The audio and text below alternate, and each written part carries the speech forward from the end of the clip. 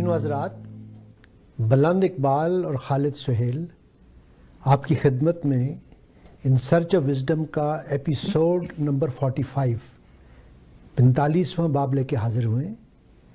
یہ پروگرام آج کا باقی پروگرام سے اس حوالے سے مختلف ہے کہ اس میں ہم کسی ایک دانشور یا ایک امن کے پرچارک کا ذکر نہیں کریں گے۔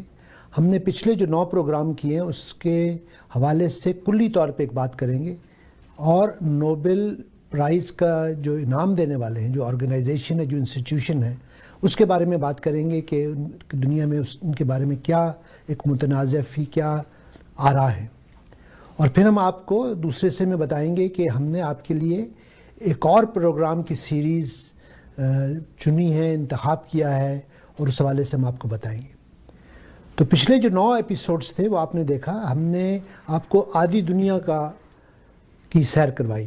ہم نے محمد یونس سے بات شروع کی جو بنگلہ دیش کے تھے، پھر ہم آپ کو ایران لے گئے، ہم نے شیریں عبادی کی بات کی، پھر ہم آپ کو امریکہ لے آئے، مارٹن لوتھر کنگ کے حوالے سے بات کی، پھر ہم آپ کو اسرائیل اور فلسطین لے گئے، مڈل ایسٹ، مشرق وسطیٰ، اور پھر ہم آپ کو ساؤتھ افریقہ لے گئے، اور فائنلی اگرچہ عبدالستار ایدھی کو نوبل پیس پرائز نہیں ملا تھا، لیکن بلند اقبال اور میں ہم دونوں یہ سوچتے تھے کہ ایسے شخص کو ان کی خدمات کی وجہ سے اگر نوبل پرائز نہیں ملا تو یہ نوبل پیس پرائز اس آرگنائزیشن کے لیے ایک سبکی کی بات ہے، ایک خفت کی بات ہے کہ انہوں نے اس پائے کے، اس معیار کے ایک ہیومینیٹیرین کو وہ ایوارڈ نہیں دیا۔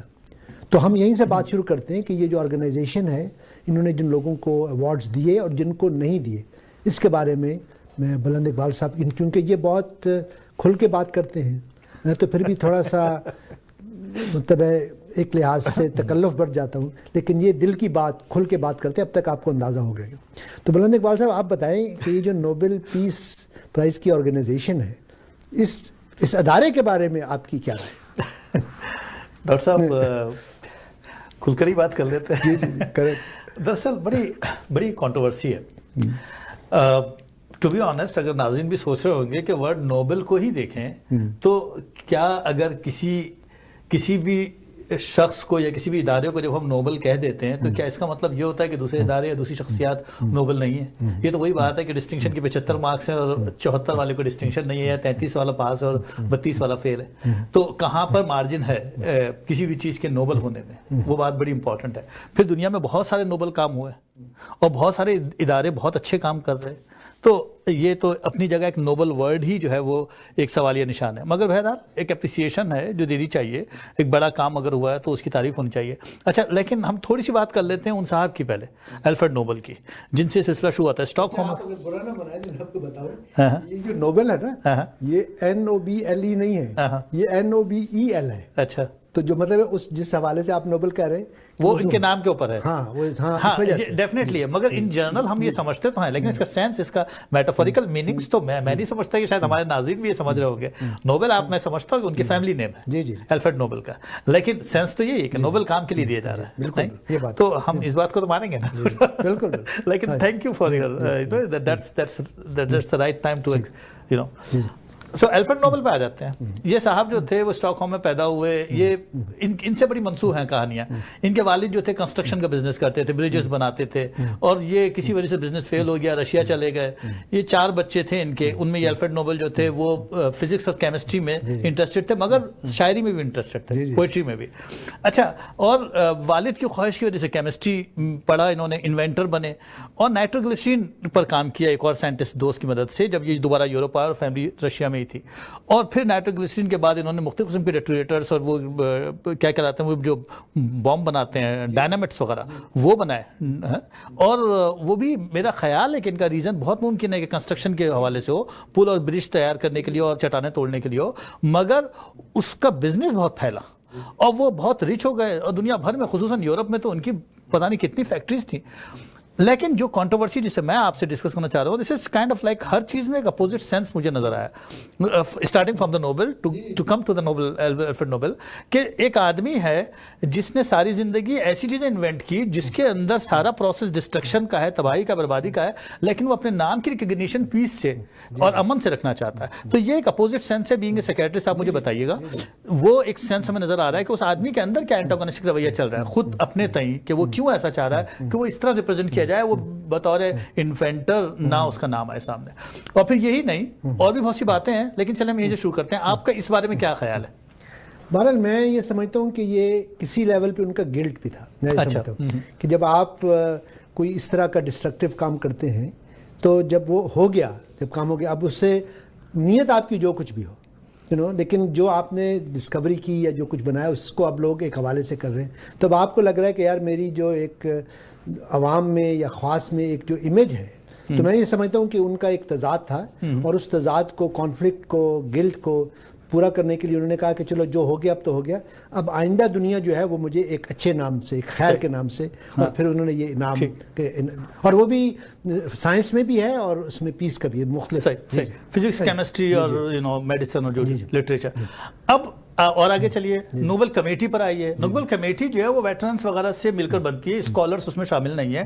اس کے اوپر بھی سوالیہ نشان ہے کہ یہ نوبل کمیٹی میں کون لوگ ہیں جو نوبل پرائز کو سلیکٹ کر رہے ہیں یا ریکگنائز کر رہے ہیں, کیا وہ واقعی اس کے اہل ہیں. اس پر ایک سوال اکثر آتا ہے, یقیناً اس کی کوئی نہ کوئی ایکسپلینیشن ہوگی اور اس کے پیچھے کوئی ادارہ ہوگا, لیکن ایک سوال وہاں پر بھی ہے. پھر خود ناروے کے لیے ایک سوال تھا کہ اس زمانے میں ان کی اپنی جو انڈیپینڈنٹ اسٹیٹ نہیں ڈیولپ ہوئی تھی اور کئی مسائل چل رہے تھے, یعنی وہ اس سچویشن میں نہیں تھے.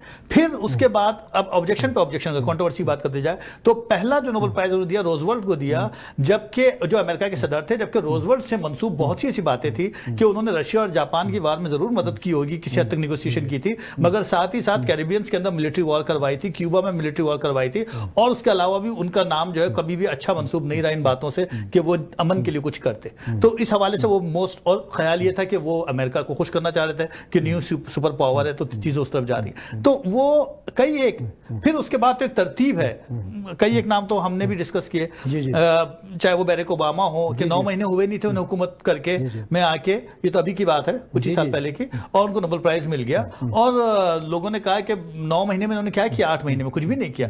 اور پھر یہ تک جملہ مار دیا کسی کرٹک نے امریکن کہ یار یہ اصل میں بش جو ہے اس کے کم و بیش بش کے اگینسٹ کام کر سکیں گے. یہ الگ بات کہ اوباما صاحب سے بھی منسوب کوئی ایسی خاص بات نہیں ہے, ان کے دور میں افغانستان کی وار پھیلی اور ڈیموکریٹس تو مشہور ہے وار کے معاملے میں, تو ان کے دور میں خوبی جنگیں کا مسئلے چلتے ہی رہے اور کوئی امن کی ایسی بات سامنے آئی نہیں. تو کہنے کا مطلب یہ کہ نوبل پیس پرائز اسپیشلی بہت کنٹروورسی میں رہا, اور اس پر کئی ایک سوالیہ نشان ہیں جو چل رہے ہیں معاملات.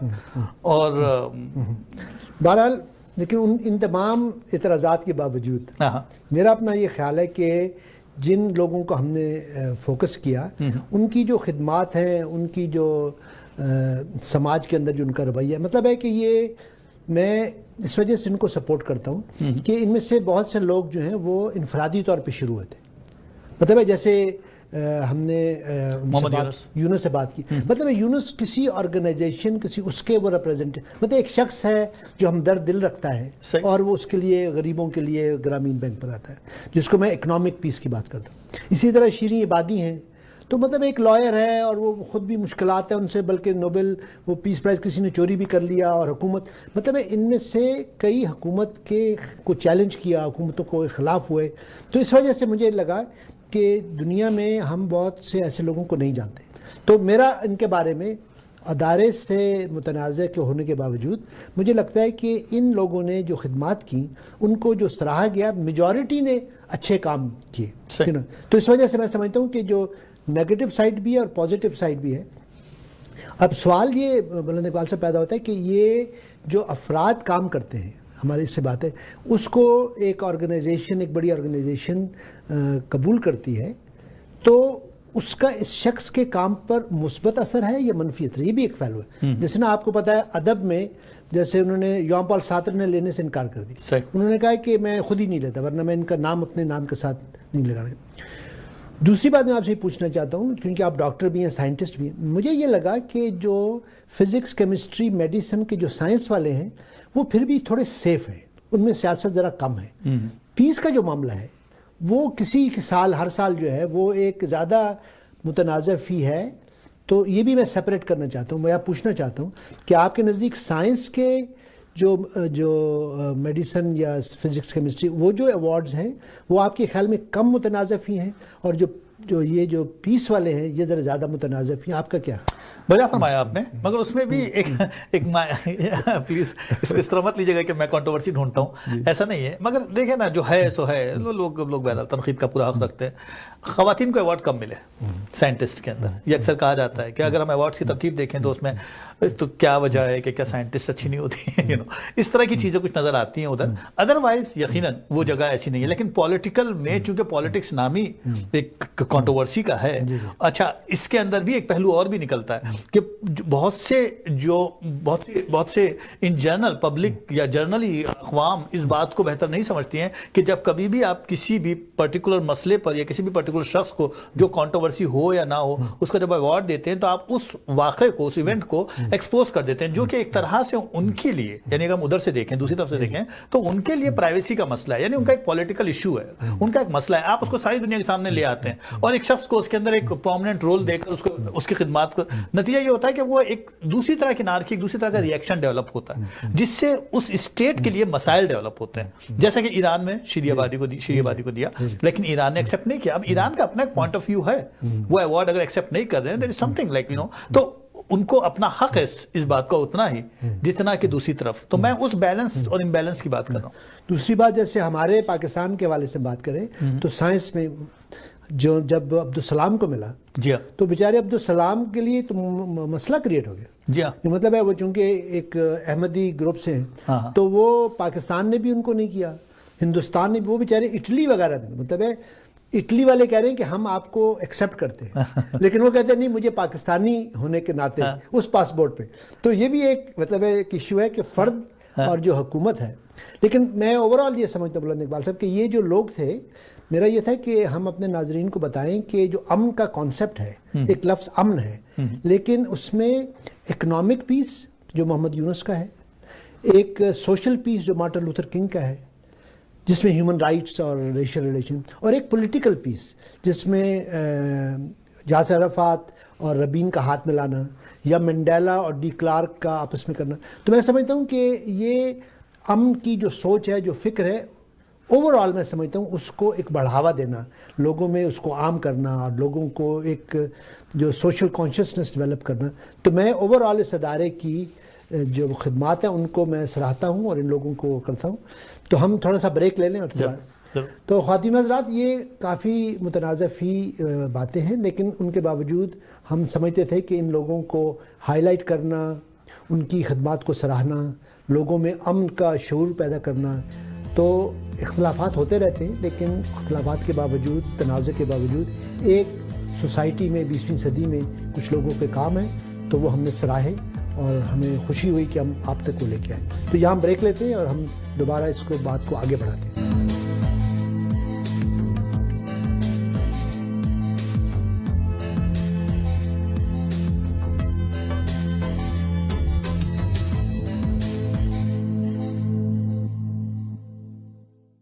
کووڈ-19 کا حل صرف آپ کے پاس ہے. گھر پر رہیں اور اگر آپ کو بخار یا دوسری علامات ہے تو دوسروں سے دور رہیں. باہر کے افراد سے 2 میٹر کا فاصلہ رکھیں, چاہے وہ خاندان کے ہوں یا قریبی دوست. آفس اور پبلک پلیسز پر ماسک پہنیں. وقفے سے ہاتھ دھوئیں. آن لائن سیلف اسسمنٹ کریں اور ضرورت پڑنے پر ٹیسٹ کروائیں. پھیلاؤ کی روک تھام کے لیے ہمارا فرض ابھی مکمل نہیں ہوا. ہم ایک دوسرے کے تعاون سے سب کی حفاظت یقینی بنا سکتے ہیں. مزید جاننے کے لیے ontario.ca/coronavirus پر وزٹ کیجیے.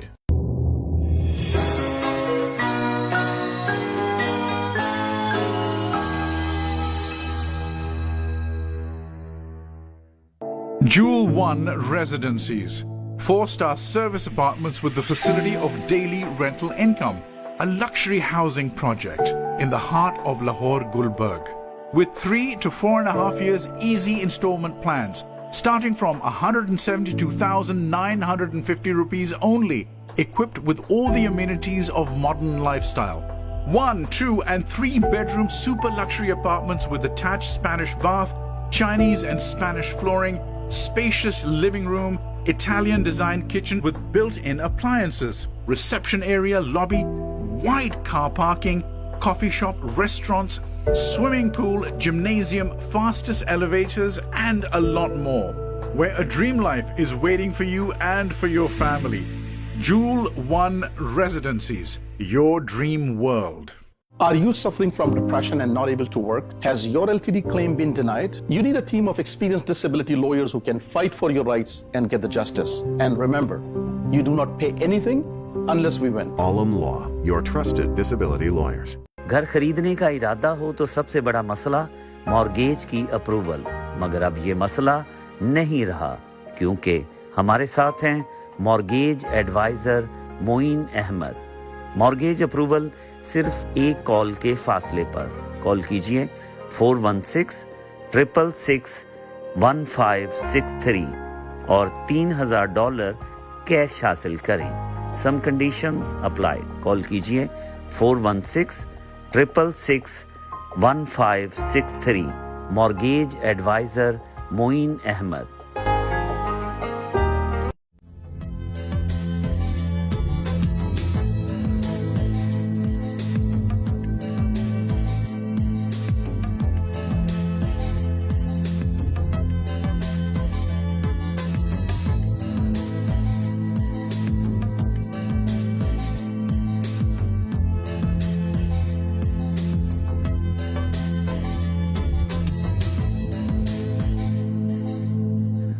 ख़वातीन व हज़रात, बुलंद इकबाल और खालिद सुहेल आपकी खिदमत में इन सर्च ऑफ विजडम का एपिसोड नंबर 45 पेश कर रहे हैं।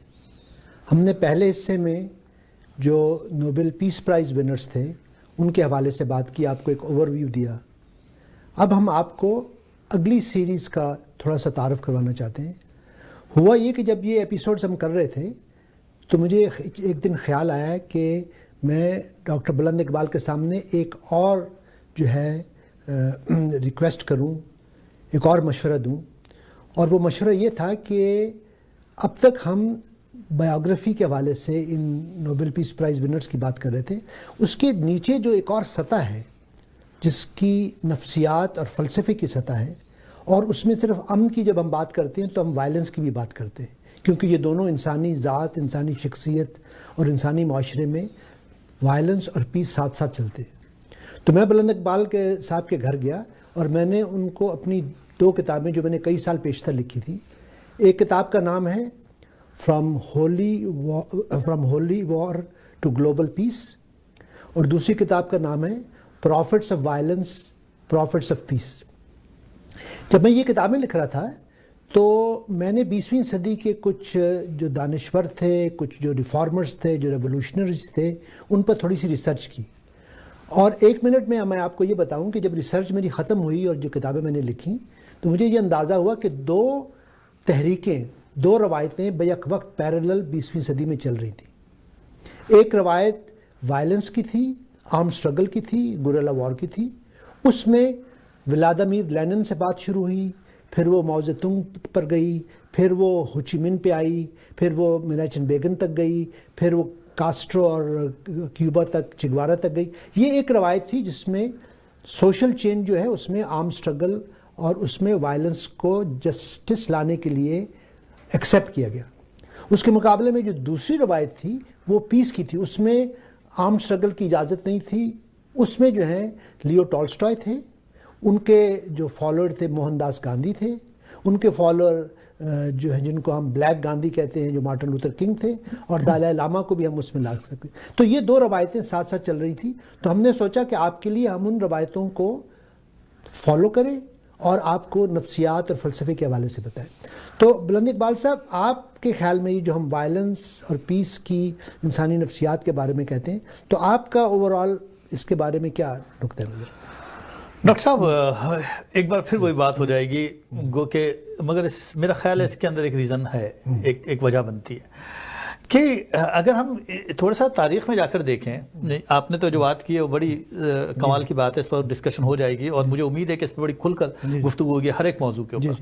مگر میں یوں ہی سوچ رہا تھا جب آپ یہ بات کر رہے تھے کہ ان جنرل اگر آپ دیکھیں، یعنی اگر ہم ہیومن پوری ایولیوشن پہ ایک نظر مار لیں بہت ہی کوئکلی، تو ہمیں اندازہ ہوگا کہ ہر تھیوری، ہر آرگنائزیشن بالکل ایسی جیسے کہ ہیومن کی انسٹنکٹ ہے یا ڈرائیو ہے، اس کی طرح ایک ریئیکشن اور کاؤنٹر ریئیکشن کے ساتھ ساتھ کلاک وائز اور اینٹی کلاک وائز بہت سرکلس میں گھوم رہی ہے. فار ایگزامپل اگر ہم ریلیجیس فلاسفی پہ چلے جائیں تو religious philosophy what ever is there in the whole world, چاہے وہ بدھازم ہو یا چاہے وہ اپنے ہندوازم ہو یا پھر ابراہمک ریلیجن ہو، اسلام ہو یا کرسچینٹی ہو، جودائزم ہو، ہر ایک فلسفے کے اندر امن اور پیس کا ملتا ہے ہم کو سارا کا سارا ایک سبق. امن کا مذہب ہے اسلام وغیرہ وغیرہ، جودائزم، لیکن ہر ایک مذہب کے ساتھ وار کی پوری آپ کے ساتھ ہسٹری منسوب نظر آتی ہے. ایون پیغمبر تک آپ کو وار میں مصروف نظر آتے ہیں.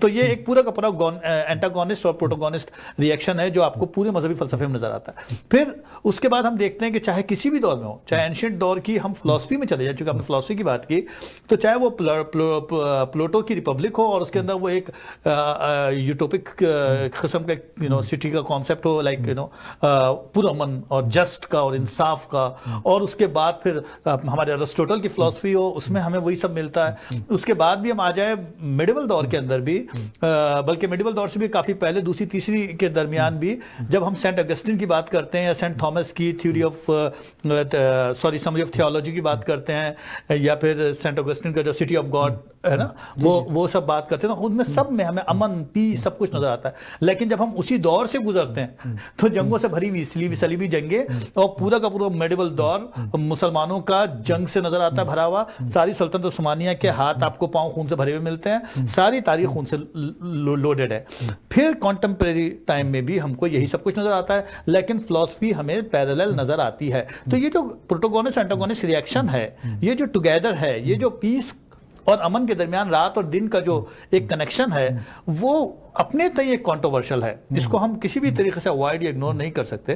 تو ڈیفینیٹلی آپ جو بات کر رہے ہیں اس پر ہم بات کر لیں گے کھل کر، مگر میں سمجھتا ہوں اس کے اندر انسٹنکٹ ڈرائیو کا بھی مسئلہ ہے. ہیومن ڈرائیو جو ہے نا وہ سمپل اسٹریٹ لائن نہیں ہے، it's in the both direction, اور وہ بڑی بیلنس میں اور بڑی ایک دوسرے کے ساتھ ساتھ چل رہی ہے.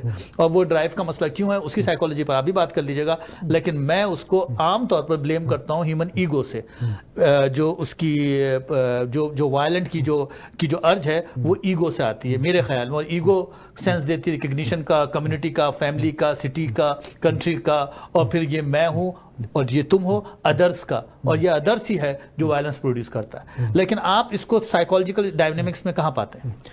میرے لیے بلند اقبال صاحب یہ دلچسپ سوال تھا. 3 سوال تھے جب یہ پہلا سوال یہ تھا کہ وہ کون لوگ ہیں جو کسی ایک کاز کے ساتھ جڑ جاتے ہیں، اس کے ممبر بن جاتے ہیں. دوسرا سوال یہ تھا کہ کاز میں وہ اتنے انوالو ہو گئے، ریلیجس ہے، پولیٹیکل ہے، سوشل ہے، کہ وہ اپنی تن من دھن بلکہ اپنی جان کی قربانی دینے کے لیے تیار ہو گئے. اور تیسرا وہ سٹیج آیا کہ نہ صرف اپنی جان کی قربانی دینے کے لیے تیار ہے، ان کے لیے وہ کاز اتنا اہم، اتنا مقدس، اتنا اہم ہو گیا کہ وہ کسی اور کی جان لینے کے لیے بھی تیار. تو میں سمجھتا ہوں نفسیاتی طور پہ یہ 3 سٹیجز ہیں. ایک لیول آف کمٹمنٹ، دوسرا level of giving your life, sacrificing, ہم اس کو شہید کہیں یا اس کو مارٹر کہیں، اور تیسرا یہ کہ آپ اس کے لیے جان لینے کے بھی لیے تیار. تو میں نے اس حوالے سے بھی ان شخصیات کو اسٹڈی کیا کہ کیونکہ پیدائشی طور پہ تو کوئی پولیٹیکل لیڈر یا وہ نہیں ہوتا، کہ کن حالات میں، کس معاشرے میں، کس سماج میں وہ ان 3 سٹیجز سے گزرے. تو میں سمجھتا ہوں کہ جب ہم گفتگو کریں گے تو اس میں فرد کی اور اس میں سماج کی، دونوں کے اندر جو سوشل وائلنس ہے، پولیٹیکل وائلنس ہے، ریلیجس وائلنس ہے. میرا بھی اپنا ایک نظر، میں آپ کی رائے لینا چاہتا ہوں. میرے خیال میں جو میری رائے ہے، یا میں ایز اے ہیومنسٹ بات کر رہا ہوں، کہ جب آئیڈیلز بنتے ہیں تو آپ کو انسپائر کرتے ہیں، آپ کو ایک آدرش بناتے ہیں. لیکن جب آئیڈیالوجیز بن جاتی ہیں تو آئیڈیالوجی کا خطرہ یہ ہے، چاہے وہ نیشنلزم ہو، چاہے وہ ریلیجن ہو، چاہے وہ کمیونزم ہو، چاہے وہ کیپٹلزم ہو، کوئی بھی ہو، مطلب ہے جب آئیڈیالوجی بن گئی تو کسی لیول پہ وہ آئیڈیالوجی وائلنس کو جسٹیفائی کرنے شروع کر دیتی. وہ ایک بڑا آدرش دے دیتی کہ اس مقصد کے لیے آپ اگر کسی کی جان لیں تو انفرادی طور پہ، جیسے ہم آرمی کا دیکھتے ہیں کہ آپ ان کو ایوارڈ دیتے ہیں، وہ بہت مطلب ہے آپ ملک کے لیے لڑ رہے ہیں، اب تو بلکہ پری ایمپٹیو وارز ہو گئے. تو میرا یہ خیال ہے کہ جو آئیڈیالوجیز ہیں وہ انفرادی اور سماجی طور پہ ایک ایکٹیو رول پلے کرتی ہیں اور لوگوں کی نفسیات اور سماجیات سے کھیلتی ہیں, اور خاص طور پہ وہ لیڈرز جن کو میں کلٹش لیڈرز کہتا ہوں, بڑے کرزمیٹک ہوتے ہیں, چاہے وہ صدر ہو, پریزیڈنٹ ہو, آرمی چیف ہو, جو بھی ہو, اس کے اندر ایسا کرزمہ ہے کہ وہ لوگوں کو ان کی جو کریٹیکل تھنکنگ ہے, ان کی جو انسٹنکٹ ہے اپنی ذات کی, مطلب جان بچانے کی. تو بہرحال میں یہ سمجھتا ہوں کہ یہ ایک ہمارے لیے ایکسپلور کرنا کہ جو پیس لورز ہیں اور جو وائلنس کو جسٹیفائی کرتے ہیں وہ کہاں تک, کس لیول تک گئے, 200 لوگ, 2000, 20,000, 2 لاکھ, 10 لاکھ, کیونکہ 20ویں صدی میں بہت سی مطلب جانیں قربان کی گئیں مختلف نظریات پہ. تو بہرحال یہاں پر میں سمجھتا ہوں کہ نفسیات, سماجیات اور آئیڈیالوجی, چاہے ریلیجس ہو اور چاہے سیکولر ہو, وہ آپس میں ان کا ایک کنیکشن بنتا ہے. اور آپ سے میں متفق ہوں کہ یہ سب ایکسٹرنل اظہار ہے. انسانی نفسیات کے اندر جو کانٹرڈکشنز ہیں, جو تضادات کا انسان میں مجموعہ ہے, وہ پوری انسانی تاریخ جو ہے نا وہ خون سے لت پت ہے. مطلب ہے کہ پیس والے کم نظر آتے ہیں اور وائلنس والے تو کہیں کسی لیول پہ وائلنس کا جو انسٹنکٹ ہے. اب فرائڈ کہتے تھے کہ لائف انسٹنکٹ ہے اور ڈیتھ انسٹنکٹ ہے. تو ڈیتھ انسٹنکٹ آپ اپنے آپ کو بھی مار سکتے ہیں اور کسی اور کو بھی مار سکتے ہیں. تو میں یہ سمجھتا ہوں کہ یہ ایک بہت ہی, تو اب یہ بھی میں بات کروں کہ جب میں نے آپ سے اس کا مطلب مشورہ دیا, ایک ریکویسٹ کی, سجیشن پیش کی کہ ہم یہ ایک سیریز کریں, تو آپ کے لیے آپ کو کیا فیل ہوا؟ ڈاکٹر صاحب کچھ باتیں ہیں جس میں پرسنلی انٹرسٹڈ ہوں, اور میں بینگ اے سائیکیٹرسٹ, آپ کا سائیکالوجسٹ, میں آپ کی رائے چاہوں گا. میں چاہوں گا کہ ہمارے دوست ضرور اس بارے میں وہ بھی چاہیں گے کہ آپ کی کیا اوپینین ہے, انہیں پتہ چلے. یہ سوال ہی سمجھ لیجیے میری طرف سے, کیونکہ میں ایک بات اکثر نوٹ کرتا ہوں, ناٹ نیسسرلی کہ ہماری سوسائٹی میں, ان جنرل ہیومن بیہیویئر میں, جس کو ابھی آپ نے فرمایا جو ہے نا وائلنس کے حوالے سے, میں جیسے اسٹرکچر وائلنس کا نام دیتا ہوں کہ اسٹرکچر وائلنس ایک کلچرز اور ریلیجیس اور سارے کے سارے ڈائنامک سے کنیکٹڈ ہے. یہ جو ہیومن جو ہمارا کانشیس ایک لیول کے اوپر جا کر ختم ہو جاتا ہے اور ہم اپنے آپ کو راضی کر لیتے ہیں کسی بھی کام کے لیے کہ یار فلاں آدمی کے ساتھ یہ ہوا, یار وہ اسی لائق تھا, یا فلاں کے ساتھ ہو گیا وہ اسی لائق تھا, یا پھر I mean like we are just agree for that bad thing, okay ہو گیا, مرنے دو سالوں کو. یعنی ہمیں پتا ہے کہ اگر بوم انڈیا میں گر جاتا ہے تو وہاں پر بیچارے مرنے والے شریف انسان ہیں, وہ ہندو و مسلمان ہیں, لیکن ٹھیک ہے جی انہوں نے مارا, ہم نے بھی مار دیا. تو وہ جو آپ کی جو ایک ہیومن جو انیٹ ہے وہ ڈسٹرائے ہو جاتی ہے ایک لیول کے اوپر, اگر ڈیمیج ہو جاتی ہے اس ساری کی ساری پورے اسٹرکچر ایفیکٹ سے. یہ لیول جو ہے اس کے بارے میں آپ کا کیا خیال ہے؟ کیا اس میں کوئی مارجنائزیشن ہو سکتی ہے, یا it depends all the environmental effects, یا اس کا تعلق ہیریٹری نیچر سے ہے, یا پھر یہ شاید یوں ہی ہوتا ہے ہیومن اسٹرکچر سائیکولوجیکل؟ آپ کے کیا ہے رائے؟ بہرحال آپ کا یہ سوال بہت ہی مشکل سوال ہے اور گہرا سوال ہے. میری جو رائے یہ ہے کہ انسانی ارتقاء کے اگر حوالے سے ہم بات کریں تو میں سمجھتا ہوں کہ شروع میں جب ہم ٹرائبز میں رہتے تھے تو میں اس کو کہتا ہوں وہ ٹرائبل مینٹیلٹی تھی کہ یہ ہمارا ٹرائب ہے, افریقہ ہو, ایشیا ہو, کہیں پر بھی ہو, اور یہ دوسرا ٹرائب ہے, اور وہ جب ہم پہ اٹیک کریں گے تو ہمارے جانور, ہمارے عورتیں, ہمارے جو ریسورسز ہیں وہ لے لیں گے. تو اب آپ اس کو پروٹیکٹ کرتے تھے. میں سمجھتا ہوں کہ اگرچہ ہم نے سائنس اور ٹیکنالوجی نے بہت ترقی کی ہے, لیکن ہم ابھی پوری طرح اس ٹرائبل مینٹیلٹی سے باہر نہیں نکلے. ہم مطلب کولیکٹیولی کچھ افراد ہوں گے, تو اب وہ صرف یہ کہ ٹرائبل مینٹیلٹی, وہ جو چھوٹے چھوٹے ٹرائب تھے اب وہ بڑے بڑے ٹرائب ہو گئے. وہ ٹرائب نیشنلزم بھی ایک ٹرائب ہے, ٹرائبل میں ریلیجس جو گروپس ہیں وہ بھی ٹرائبل مینٹیلٹی ہے, ریس بھی ایک ٹرائبل مینٹیلٹی ہے, ایتھنیسٹی بھی, اور جینڈر بھی. تو میں سمجھتا ہوں کہ ہم نے ابھی اس ٹرائبل مینٹیلٹی سے پوری طرح ہم انفرادی اور اجتماعی طور پہ باہر نہیں نکلے. ابھی ہم اس لیول پہ نہیں آئے کہ ہم سب انسان ہیں, ہم ایک ہی خاندان کے ممبر ہیں, ہم سب دھرتی ماں کے بچے ہیں. تو میں سمجھتا ہوں کہ یہ ایک پروسیس ہے, اور ہماری جو ڈسکشنز بھی ہیں یہ بھی لوگوں کے اندر ایک شعور, سماجی سیاسی شعور بیدار کرنا ہے کہ ہمارا رشتہ انسانیت کا ہے, اور ہمارے لیے افغانی بچہ ہو یا امریکی بچہ ہو، جیسے آپ نے کہا، وہ یہودی بچہ ہو یا مسلمان بچہ ہو، ایک بچہ معصوم ہے، ایک عورت مظلوم ہے، ایک غریب مظلوم ہے، جو مطلب ہے اس پر جبر ہو رہا ہے، تو ہم ایک اویئرنیس پیدا کریں کہ لوگوں کے اندر کس طرح ایک امن کی اور ایک باہمی ایک ہارمونیس لیونگ کی کیا کنڈیشنز ہیں جن میں ہم یہ کر سکتے ہیں. بہرحال یہ ایک بڑا موضوع ہے، لیکن میں سمجھتا ہوں کہ مجھے خوشی ہوئی کہ آپ نے میری دعوت کو قبول کیا. تو خواتین حضرات، یہ میں ان کے پاس دعوت لے کے جاتا ہوں، اور یہ ہمارے دوست آپ کو بتایا یہ بہت فراخ دل ہیں اور میرے ساتھ شامل ہو جاتے ہیں، اور ہم مل کر اب تک آپ کو اندازہ ہو گیا کہ 45 پروگرام ہم نے کر لیے، اور ہم اب آپ کو 10-12 پروگرام اور پیش کریں گے. اور اس میں جو پہلا ایپیسوڈ ہوگا وہ ہم آپ کو رشیا لے جائیں گے.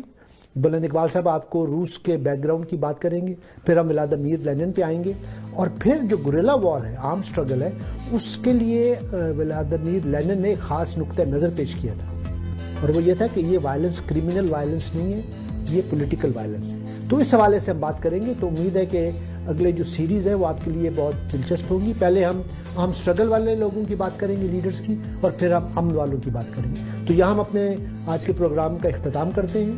یہاں چونکہ رات ہے تو ہم آپ کو شب بخیر کہتے ہیں، اور امید ہے کہ آپ اگلے پروگرام کے لیے اتنے ہی اینشس اور ایکسائٹڈ ہوں گے جتنا کہ میں ہوں. شکریہ.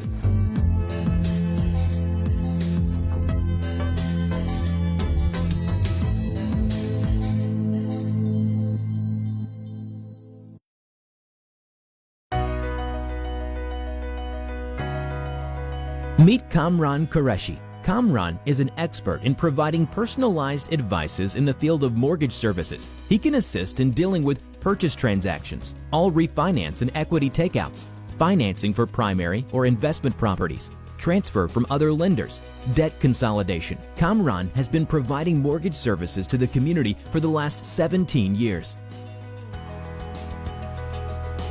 Simply get in touch with the expert to arrange a meeting that works for you.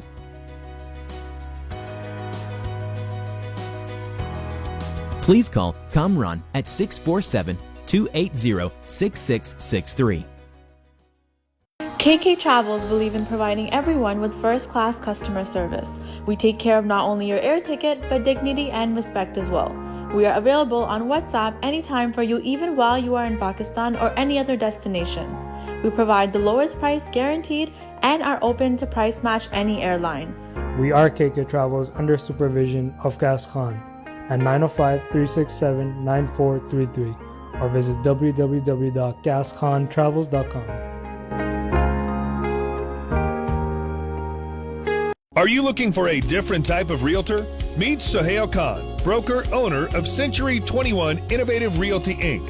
You don't need to know a lot about real estate, but you do need to know Sohail Khan, who knows a whole lot about real estate.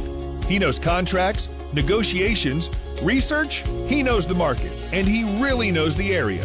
When it comes to real estate buying or selling, Sohail Khan is a know-it-all. Get to know Sohail Khan.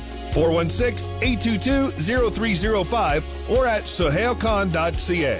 Experience excellence.